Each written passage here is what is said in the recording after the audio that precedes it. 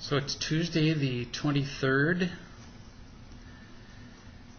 and we're tickled to have you here on the weekly video chat. Thrilled to death. Last week we discussed a question sent in by a mother who said that her 23-year-old son wanted more family gatherings. In fact, he was kind of turning into the cruise director, where his father would be invited. But see, his parents had been divorced, so his mother wasn't really excited about these little gatherings because his father would be her ex-husband. She just didn't really like being around her ex-husband. And I suggested that she really wasn't obligated to participate in any gatherings where she wasn't comfortable. So I suggested that she just tell her son that she didn't really want to be around the ex-husband, and that she might suggest that they have events where she and the ex-husband might attend alternately, so that having the son plan these events is a great idea. Get the whole family together. Beautiful. The son was going to apparently plan events weekly, but that she go to one week and the dad, the ex-husband, go to one the other week, so they alternate. And after that, she wrote me. And she said this: our 23-year-old son wants it to look a certain way. People really do tend to want things to look their way, don't they? Both parents together. So he's not satisfied with just this alternate thing. He doesn't want alternating events, which we've already suggested, and he has countered by saying that his father is agreeable to these weekly gatherings. You can just hear the tone of voice, can't you? Well, Dad is okay with this, so why can't I be more loving and meet with them all? So you can just hear him saying, everybody else is fine. How come you're such an obstacle? How come you're such a witch? And, I understand this puts a lot of pressure on you. It makes you look like the, one wearing the ruby slippers, the terrible one. For those of you who don't understand that allusion, it's from the Wizard of Oz, meaning the Wicked Witch. But that still doesn't obligate you to anything. So you just calmly tell him, that you understand that it's the entire purpose of life to learn to be more loving. And you say, that's what I'm working on, son. I'm working at being more loving. But at this point, I'm just not loving enough to be around your father. And that's my problem and my fault. And that has nothing to do with you, meaning your 23-year-old son. So perhaps the day will come when I can do that, when I can attend meetings and be around your father, but that day is not now. So in the meantime, while I'm learning to be more loving, you have a choice. You meaning the son. You can either accept my decision and enjoy the alternating events, or whatever other arrangement we come up with, or you can keep insisting on my attending the events with your father and make yourself miserable.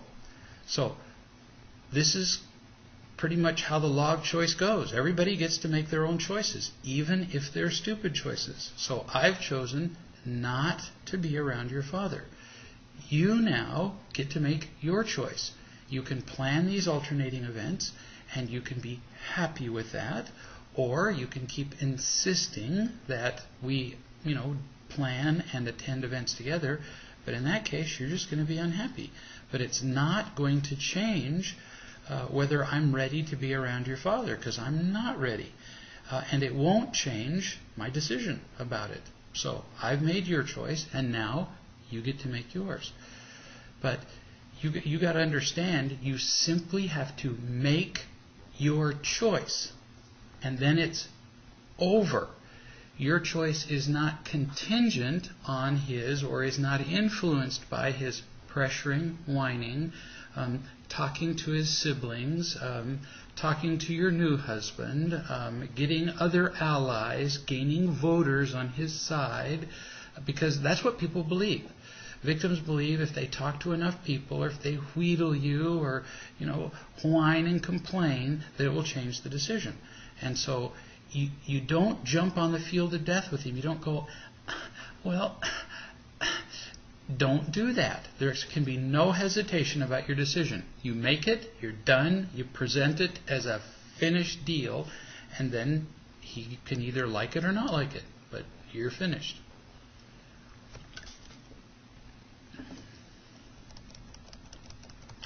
And I think we'll have some time for some live questions, so let me know if you have some of those. Here's a man who writes in and said, I met this lady, I'll call her Susie, at a 2-hour spiritual venue.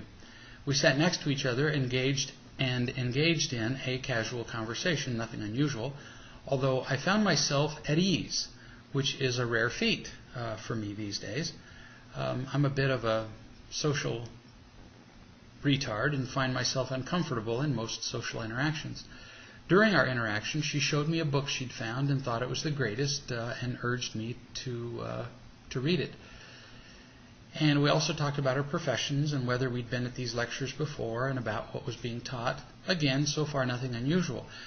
When she asked me what I do for a living, I said that I work on computers, and she said, I love computers. I was puzzled by such enthusiasm, but didn't think much of it. Then she asked me how I liked it, and with obvious hesitation I said something like, okay, and that prompted her to tell me that I could certainly do something about that. I guess meaning my profession. And that prompted her to tell me that I could certainly do something about that, meaning how I liked my profession, I guess, and find something that I actually liked. Yes. This is the part that I've mentioned before, that is, people giving me unsolicited advice about how to fix my life. I noticed some irritation welling up in me. In other words, irritation that she was trying to control me or give me advice I didn't want. And again, I didn't think much about it. The event started up again, and we stood up, and she said, "You're tall." And that certainly wasn't news to me. It was just a little odd. What you're noticing is, I'm going to kind of jump in here before you continue, is that there's something about the way you participate in a conversation, the way that you listen to people, something about the feedback you give people, the way you talk, that invites more comments like this from people. When people, for example, compliment you, you get all enthused. You're a praise junkie. You're obviously really interested in pleasing people. You get enthused when people compliment you. You are hurt when they criticize you. And so that makes you a target for people controlling you. Is that making sense?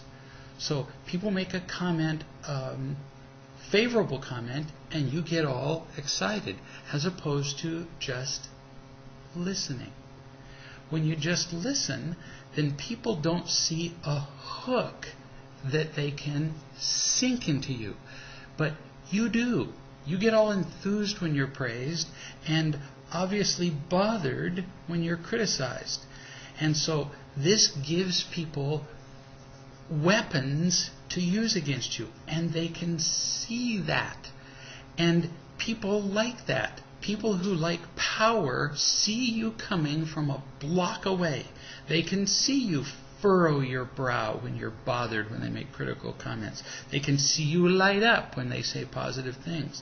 And so they see you as a giver of power. And so that's why people say little comments that they wouldn't say to somebody else. Little meaningless things. Even little things about your height. Because they know that they can control you with things like that. Oh, you're tall. She's looking for whether that's a good or a bad thing to you. Whereas, on the whole, people don't tend to make little comments to me, for example, about my height, weight, or hair. Whereas they do to people who are looking to be controlled. So that's why you're making comments about this. That's why you're describing a conversation that is about that kind of thing, is because, frankly, you invite that kind of conversation. And you don't mean to. I'm just pointing out that's where it's coming from, so that you can notice it, and as you become less interested in the exchange of imitation love, you'll notice that people will hook you less and less often. They will. So that, for example, in the future when somebody says, "You're tall," you'll just go, as opposed to engaging in a conversation that means absolutely nothing. When you don't engage in it, you'll get less of it. The Q&A got underway. She and I made little comments on what was said and laughed together. We had a great time. I felt the love and devotion in the room, which was, normal at an event like that. At the break, I rushed out to get my nicotine fix, and while I was standing there, I kept my eyes peeled for her again. And again, this is nothing unusual for the insecure person that I am, looking for my anchor. Again, people notice when you're looking for people to see if they're going to come and find you, they can see that. So again, that gives them an opportunity to control you. They look for people they can control, and they see it in you. She appeared out of the crowd, and after a few words, she went upstairs to check out the view. When the gathering came to a close, she went outside and asked me what other lectures I was going to attend, and I mentioned an upcoming Real Love seminar. At this point, I got kind of annoyed by her clingy behavior, as she kept asking for more, and then she asked me about my email address, and anyway, it goes on, and she asked more and more things, and you got more and more involved in an exchange of imitation love with her. Anyway, eventually, he says this: "I was taken aback how little I've learned in real love, but I have to answer the question why I didn't start out sharing who I am, and maybe, for example, mention that I'm married to this woman without being asked about it. I'm touched by my own naivete, and I didn't realize what was going on until much later. But it's a warning for the spiritual path as well. Seduction is a powerful force. But you see, you're also doing very well because you're seeing what you did. And the more you know and the more honest you are about what you're doing, the less easily you can be seduced. People who trade in imitation love and don't realize that they're doing it, they're doomed. There's not anything that they can do about it.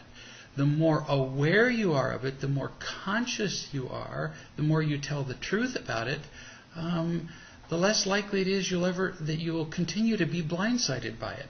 It's the lies we tell that we're not aware of that kill us. Whereas if we lie, if we trade in imitation love, and then immediately afterward go, "Oh, I see what I did," that's the lie that is less likely to trip us up the next time. These are the chains that are less likely to bind and carry us down into destruction. So, nice work on your part, frankly.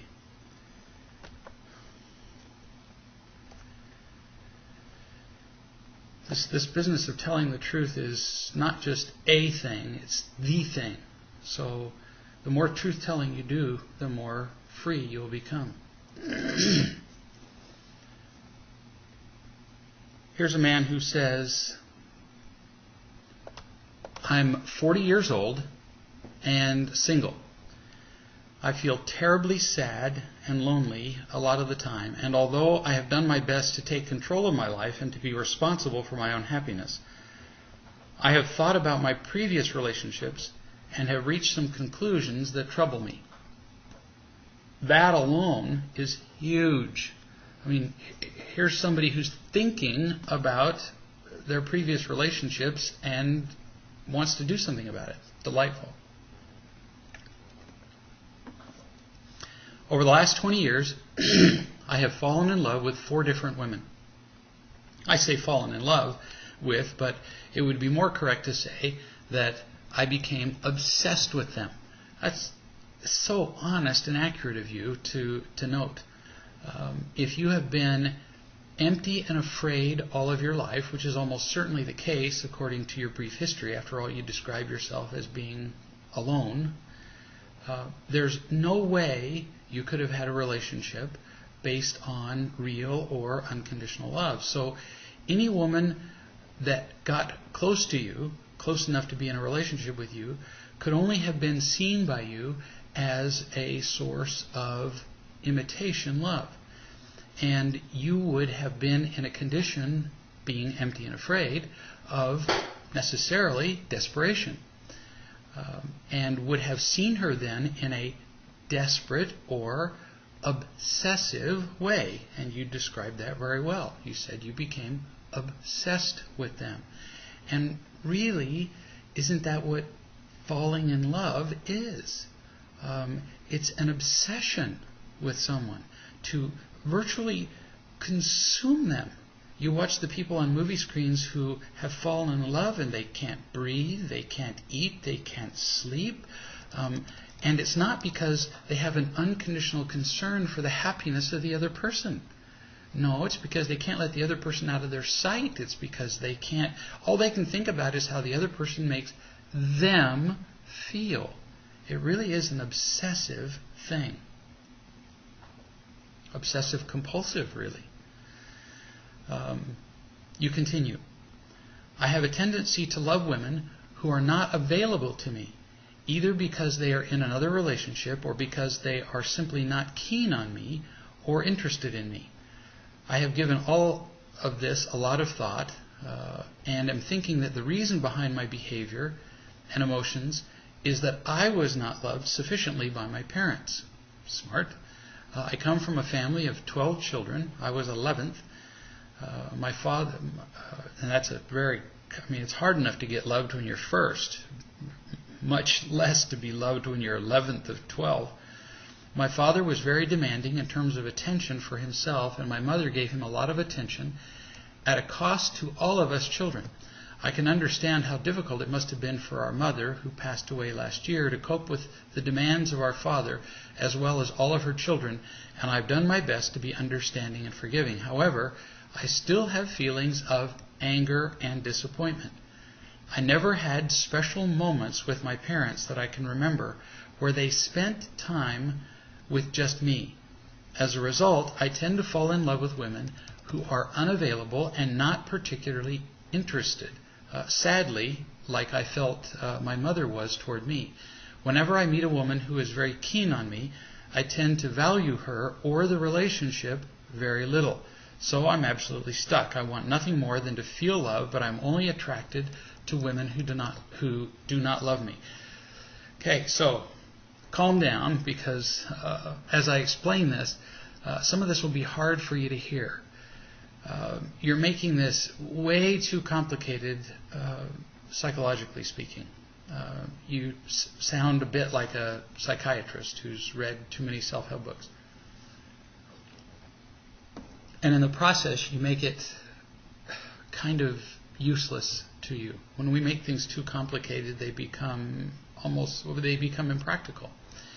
So make it all about love, and it becomes pretty easy to understand. So, first concept. Were you loved as a child? No. And it's not like almost no. No, you weren't. And the evidence is pretty strong for that. You said, my father was demanding. If your parent or parents were demanding, there's no way that they were demanding and also giving, especially unconditionally giving at the same time. So he was demanding versus loving. You said he took my mother's attention. You also said, I feel angry and disappointed. You went on to say, I never had special moments. And I'm sure you could go on and on with other evidences of how you didn't feel loved. You were 11th of 12 and so on. Which then left you in what condition? You felt empty, alone, and afraid. You even said, I feel terribly sad and lonely a lot of the time. So what did you then do to make up for those conditions? Empty and alone and afraid. You went looking for imitation love. So I'm sure that in your lifetime you have looked for and found imitation love in a lot of forms. Everybody does. Praise, conditional approval, money, food, power, sex, whatever. But one form that you mentioned is relationships. So think about it. If you want to get imitation love from a relationship, do you want to get a lot or do you want to get a little? If you ever want to get imitation love, you want to get as much as possible. So you wanted to get a lot. And so what kind of woman would you be looking for as a source of imitation love? What kind of woman would you be looking for as a partner in a relationship? You'd be looking for a woman who had a lot of imitation love to offer. You'd be looking for a woman who had, for example, good looks, nice body, personality, intelligence, witty, charming, and on and on. Unfortunately, these are exactly the women who would be most likely to be what you call unavailable. Not because they're like your mother, but because these are the women who are already taken. That's all. Who are already in other relationships and who therefore would not be interested in you. See how simple it is? It's not especially complicated. In real love, there is no competition. There's no scorekeeping. Real love has an infinite supply, but in the world of imitation love, where it's traded, the competition is fierce. So you're looking for a woman who's got all the imitation love you can possibly get, but the kind of woman who would give you the most would already be taken by those who can get the most from that kind of woman. Because while you are looking for women with all these great characteristics, they naturally are going to be looking for the same in men or the same in you. With the additional, and this is the part that's going to be hard for you to hear, so lighten up. With the additional characteristic of they're going to also be looking for an ability, in addition to all that imitation love, they're going to be looking for an ability to be as loving as possible, or at least any ability. And with your history of not having been loved for a lifetime, having been essentially crippled with a lack of real love, they can actually sense that you're going to be especially unable to be giving, especially unable to give them unconditional love. They can sense, to put it bluntly, that you've been damaged by a lack of unconditional love from the time that you're a child. They can sense that you are lonely and afraid a lot of the time. And I'll tell you, that feature will put a potential partner off from a mile away. So they would tend to avoid you because they can feel your emptiness and neediness. Now, if somebody who is empty and needy has enough imitation love to offer, I mean like by the truckload, like for example, you could be empty and be fantastically rich, then many women would overlook your inability to be loving, and you could still attract women for temporary relationships. Eventually you'll lose them, but at least temporarily, you could attract a woman with money and you could have a relationship for, a year or two, and then eventually they'll leave you or divorce you. But those, again, would eventually fall apart. But this is why you're having a really hard time finding and staying in relationships, is that they can feel your emptiness, neediness. You continue. I manage my life satisfactorily, but from time to time, every day and every week, I feel a tremendous sense of sadness and loneliness to the point of being tearful. I see my life slipping away as each day, week, month, and year pass, and I would just love to change things before my days are gone. Yeah. I can understand that. So do not be satisfied with satisfactory, with just okay. Get all the unconditional love you can. Get on the website, get on the teleconference calls, find people that you can talk to. We've got people actually not too terribly far from where you live. Find people that you can connect with and tell the truth about yourself with and feel unconditionally loved by. And initially start off with feeling unconditionally loved by other men. And as you learn how to develop unconditionally loving relationships without the possibility of sexual attraction or an exclusive, relationship, then you'll be preparing yourself someday to attract a woman into your life, at which point the relationship is 100 times more likely to be healthy. So take your time with that. But start off with telling the truth about yourself, bit by bit, just like you did here, which is like, wow, really gutsy and brave.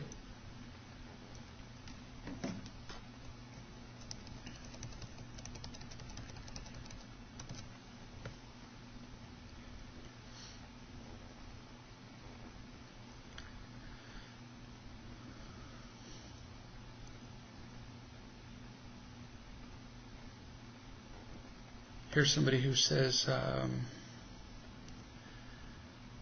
I have an income. My husband is busy with volunteer work and has no income. He says he doesn't believe in a budget and lives by faith, but in reality lives by a debit card. So what do I do?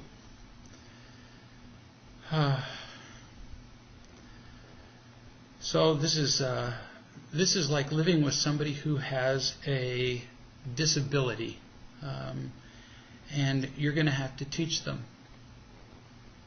So, if you had somebody, for example, who in your family who was learning disabled, math disabled, couldn't do mathematical computations, or was, for example, let's say computer disabled, would you turn over all of the computer work in your family to that person to do? No.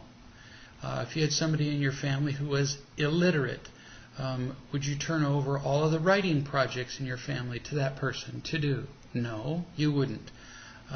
In fact, if your family had turned out a writing project, would you allow the illiterate person to do the family writing project? Would you?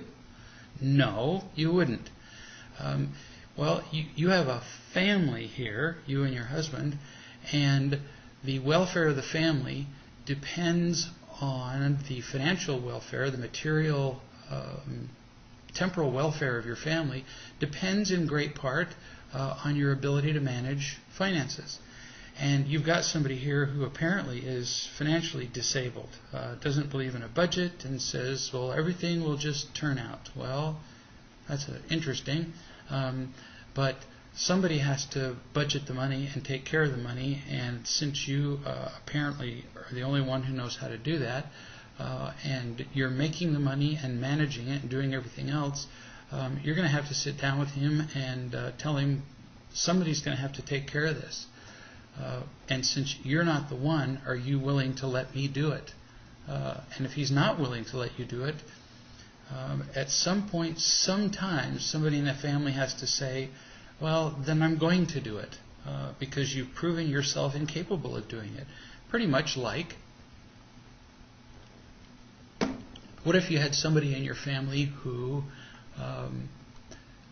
for example, had 8 moving violations in the car in a row, and got to the point where they had driven your car insurance up to the point where you couldn't afford car insurance anymore, and where their driver's license had been taken away? Would you allow them to drive the car anymore?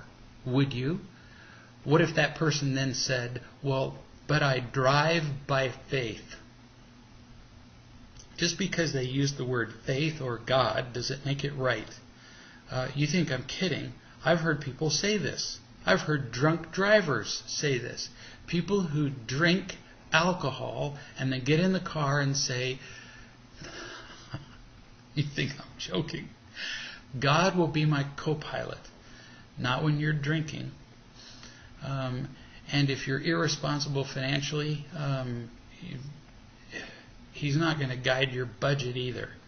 So you may have to just completely take over the finances and say, you've proven yourself incapable. And as long as you do it without anger, that would be the loving thing to do for your family when you're helping somebody who's budget disabled.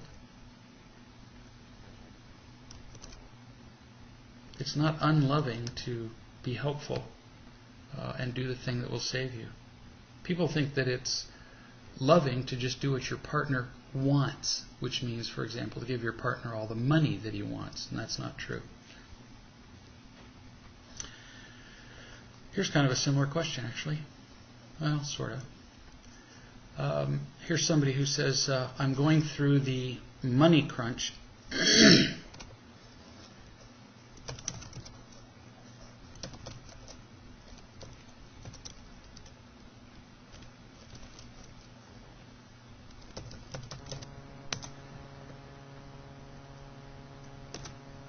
And the fear about not having enough and what lies ahead.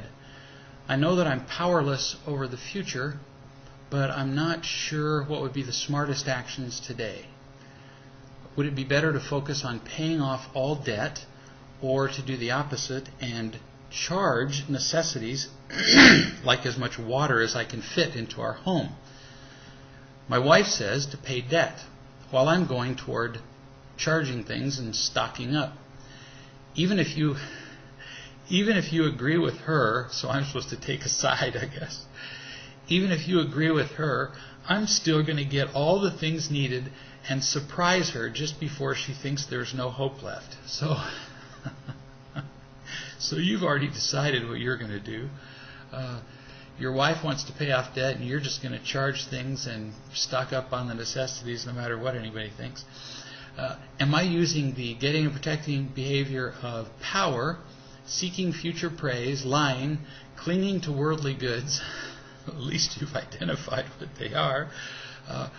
Or am I just hoping to live a bit longer before we die like everybody else? Interesting how you've identified yourself as being like everybody else, which would, of course, then justify you being right. Actually, I'm not going to take a side because I really can't answer your financial question. It's too general anyway, whether you should pay off your debt or whether you should stock up, because it's really probably somewhere in between, and I really can't answer that. Because that's really not the important question. What matters most is that it's pretty clear that you're operating out of fear. You're afraid.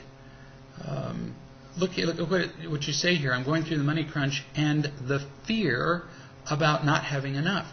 And then notice you say, no matter what you say, I'm going to do this. So you're afraid and you're driven by your fear to go ahead and do whatever you want, no matter what anybody else says, including your life partner. So you've headed down a road where you're going to do what you want no matter what. And that's what's scary. And that's unloving, is to do what you want no matter what your partner says. So the course of action is really pretty clear. And that would be to do nothing.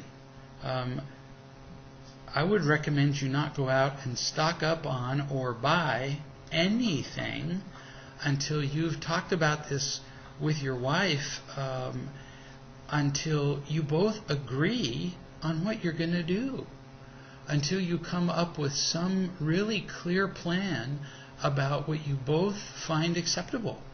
How much debt to buy off, or how much debt to pay off, how much goods you're going to stock up on in the home, if any. The most important thing, though, before you have a discussion about finances, before you have a discussion about something that you're clearly fearful about, is, I'd spend more time, for example, reading with her together, reading the Real Love and Marriage book, learning how to love her, learning how to listen to her, learning how to care about what she wants, not just about money, but about lots of things.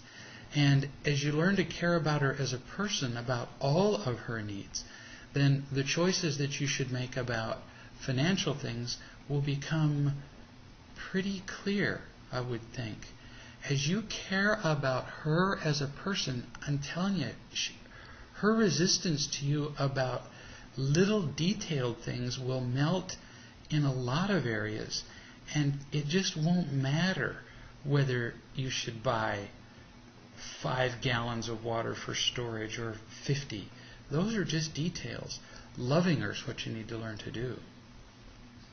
Plowing ahead and buying things no matter what she says, not a good choice.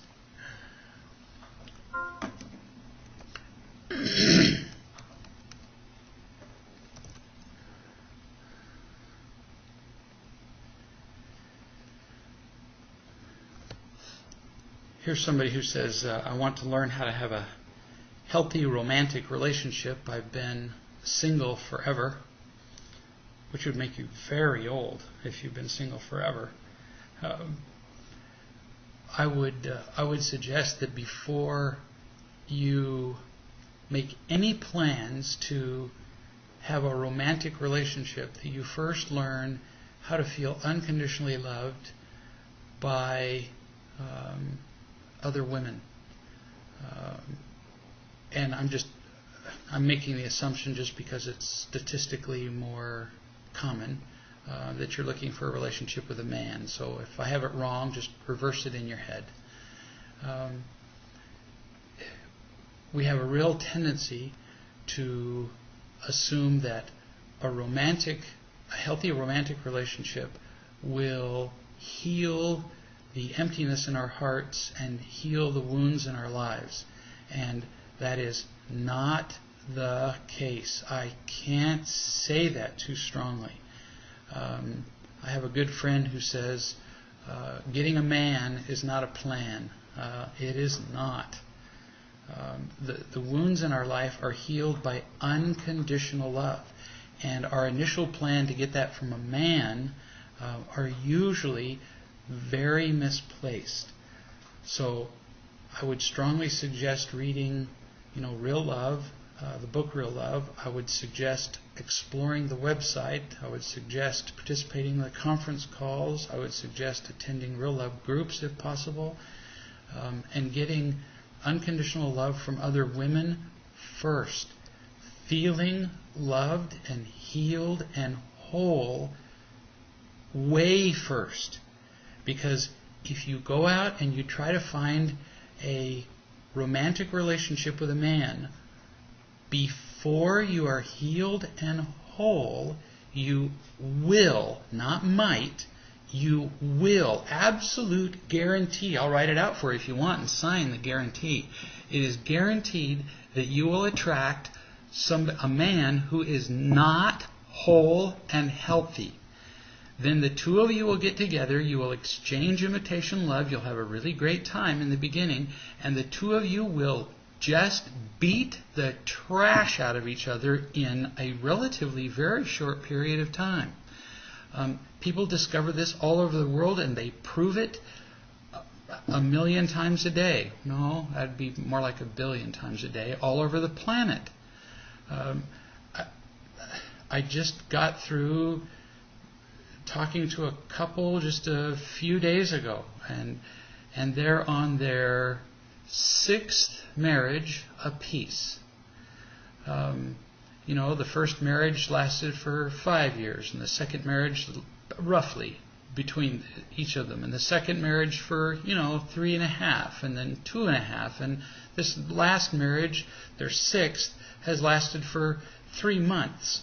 And each time they got married, what they said was, each time that that what they were going to do was they were going to look for in the next person a healthy relationship that was going to make them happy. Wrong. It's the wrong answer. We're hoping that another person will heal us. And so they were in a big hurry, and each time they were absolutely certain that that next person was different than the last one. The next person wasn't, but the thing that they forget was that into each relationship they took the same person, themselves. And as long as they were not healed, they were guaranteed to take the same problems into the next relationship. And I'll be darned if they weren't the same problems. I mean, identical problems. The other thing is, not only do we take ourselves, the same rotten apple, into the next relationship, but because we're the same person, we tend to attract almost the identical partner. We attract the same problems to us. And so it's stunning how almost identical the same fights, same arguments, same words, same issues are. So it's a neat idea to have a healthy romantic relationship, and you can have one. In fact, it's very exciting. I have a healthy, romantic, exciting, beautiful, romantic relationship with this gorgeous goddess that I live with. I kind of like, who's sitting across from me now. But it takes a lot of preparation and planning and personal work and healing and self-sacrifice and telling the truth about yourself and not being right. And it takes all of that first. And then you get to keep doing it. You're never done. So start with yourself first, and then over and over and over. You never quit.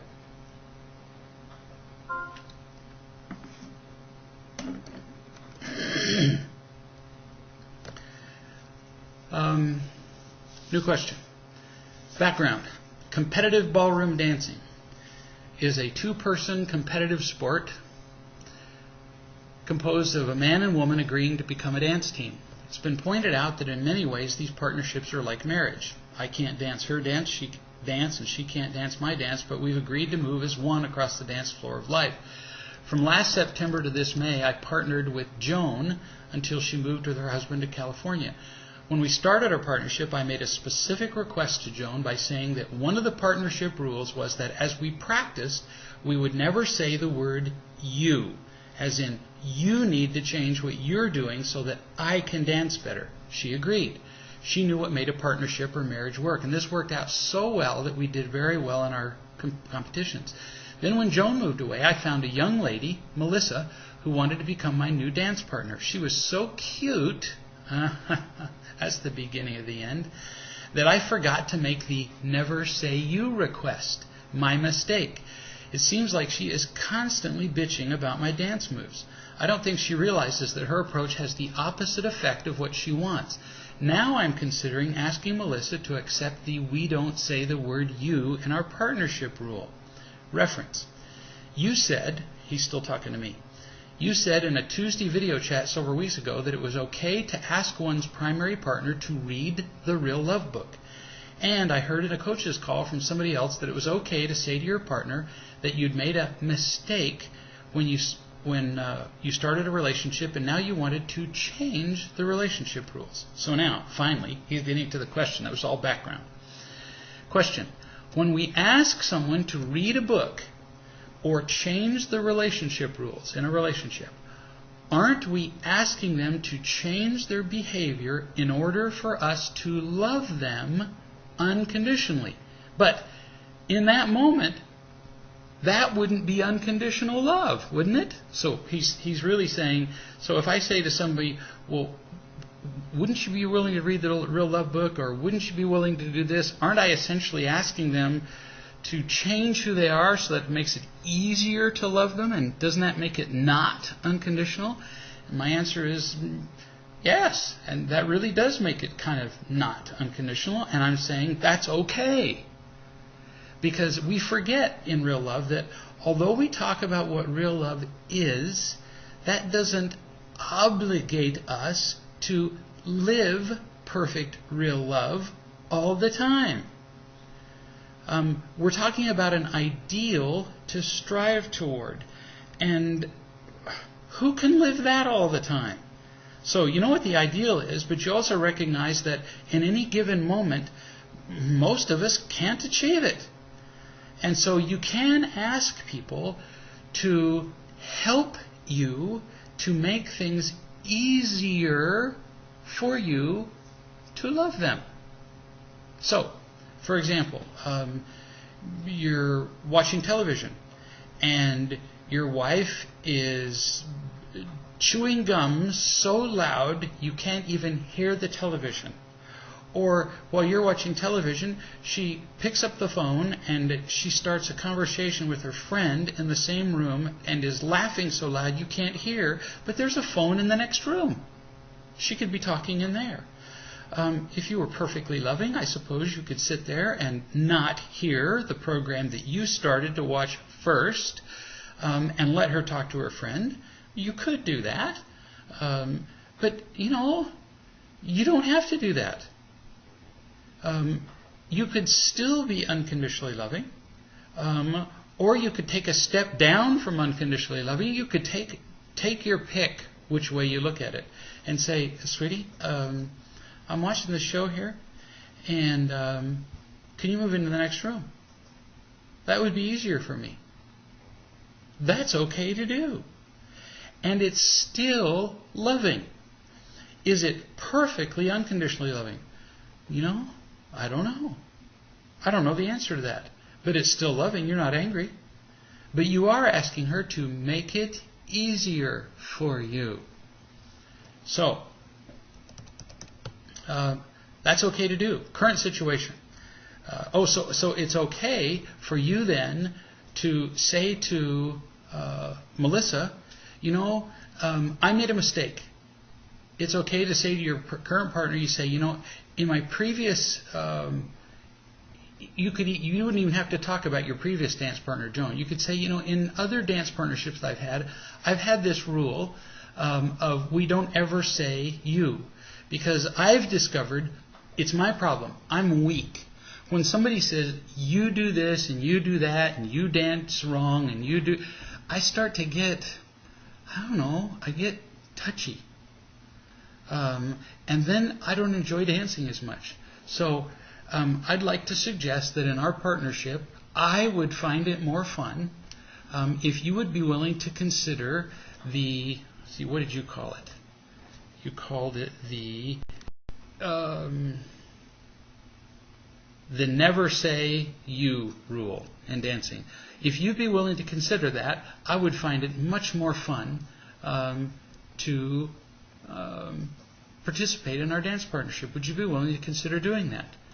And then that's okay to do because you would find it easier to accept Melissa as a dance partner. That's all right to ask her. Now, what if she tells you to stick your head in a toilet when you ask her that? Then you have to decide whether it's worth continuing being with her as a dance partner if she says no. So that's something you have to decide. But it's okay to ask her, and it always is. Just like it's okay to ask your primary partner, would you be willing to look at the essentials of Real Love DVDs? Would you be willing to read the Real Love book? Would you be willing to read the Real Love and Marriage book? Because not only would it make it easier for you to be loving, but it also has the potential for increasing the overall real love in your marriage and the happiness of your partner. So absolutely it's okay.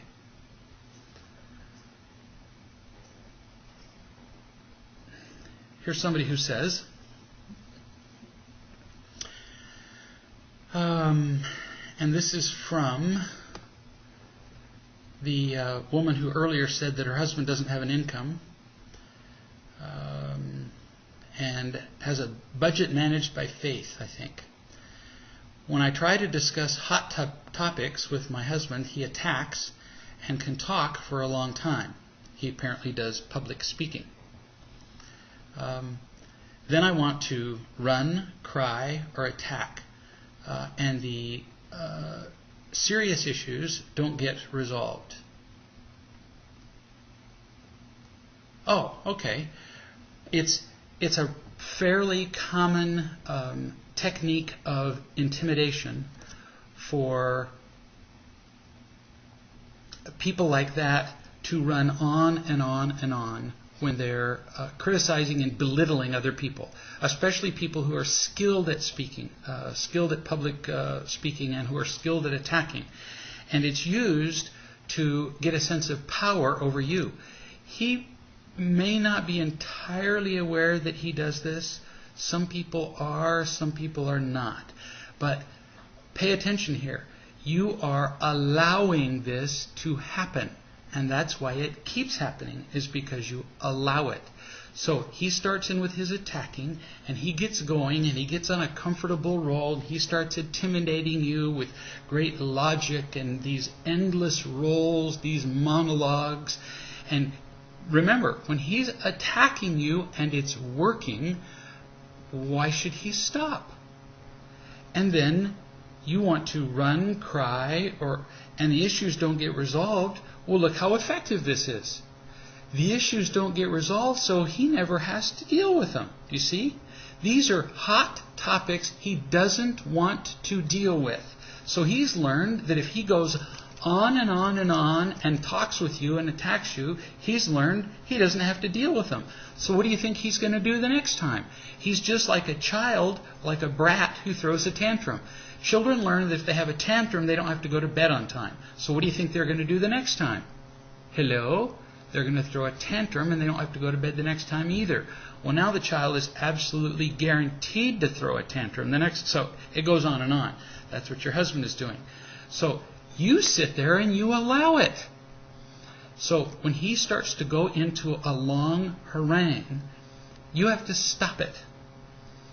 And you'll discover that in these long harangues, I'm sure you're recognizing this, that when people go into long, they tend to repeat themselves.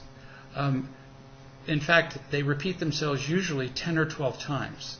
They say the same thing over and over in different ways when they're making their points. Usually over and over and over again. So rather than listen to it be said over and over and over again, raise your hand after you've heard him make his point, maybe twice, which will usually happen within the first 3 minutes. Don't listen to something go on and on for more than a couple minutes. Raise your hand and say, so what I'm hearing you say is you're saying this and this. Is that right? That's the end of his arguing. That's the end of his monologue. You don't let it go on. So you're saying this and this. Is there any part of that I'm missing? Did I get it? Then he's forced to say yes. Do you see? Once he said yes, you've got him. When he says yes, you've got it. How can he keep going? He says yes, then you say, I understand that. Now you get to respond. You see? Then the conversation. Now you're back to a conversation instead of a monologue. Then you respond to that. And when he starts to go in, and if he starts to repeat himself, you say, I already got that. Remember? I already said that you said this, and now you're just repeating that. You can't be intimidated by him just because he's big and loud. You can't allow it. But you also can't become angry. See, he's on the field of death defending himself and trying to intimidate you. And you can never jump on the field of death with him by running, crying, or attacking, which is what you say you want to do. And if you stop it sooner, you won't be tempted to do that. So you need to act sooner. Most people wait far too late, and then they're screwed because they're all frustrated. Next writer says, we've been married for 13 years. During our marriage, we've experienced some trials and tribulations. We lost 2 houses, moved for his job, and my father died recently of cancer. Oh, and I forgot we filed for bankruptcy. Woo, it's a lot. We are rebuilding our life. We moved into an old trailer, but We have fixed it up. We just moved our stuff into the trailer, and it looks beautiful. While my husband worked, I had 3 boys put all the furniture into our home. It looks beautiful. My husband hasn't said anything nice about the furniture. He said, oh, it's too crowded, and he added some other derogatory stuff, and I'm feeling frustrated. I barked back at him to just shut up. I'm sure that went well. I know that I didn't acknowledge his comments, but I didn't care at that point. I was drowning. I know what I said was wrong. So let's look at what you're doing and what he's doing. You described you. You said you're drowning, but you're not seeing what he's doing. He's drowning too. So the minute he walks in the door, he's drowning. So instead of appreciating what you're doing, instead of loving you, in his emptiness, he reaches out to get a sense of power from you. He attacks you. And your problem is, instead of remembering that he's drowning, you expect him to behave differently. You expect a drowning person to behave rationally. You expect a drowning person to be loving, kind, and considerate, which is insane. Which is also understandable because, remember, you're drowning and you're also insane. So we have 2 insane people who are expecting each other to behave nicely and kindly and considerately. And boy, this just goes straight into the toilet. So what could you do differently? First, you see that he's drowning. That's your first step. That's a huge thing. Every time he comes in the door, you go, okay, he's drowning. He's going to be drowning every time you see him. And if you just remember that, you're off to a good start. You could talk to a wise person before he gets home so that you feel a little bit more love before you see him. Then just listen to him when he speaks. So, for example, when he says, well, it's too crowded in here. Ignore his nasty, selfish, snotty tone of voice. And when he says it's too crowded in here, go over and sit down next to him and say, do you know, I hadn't noticed how crowded it is in here. How would you like it to be different? And he says, well, I don't know, because he won't know. He's just being snotty and trying to, exercise power over you. So you say, how would you like it to be different? And then he says, well, I don't know. You say, so would you like to help me rearrange it? Don't let him just knock you around. Put it right back in his lap in a gentle but not attacking way. So would you like to help me rearrange it? Listen to him.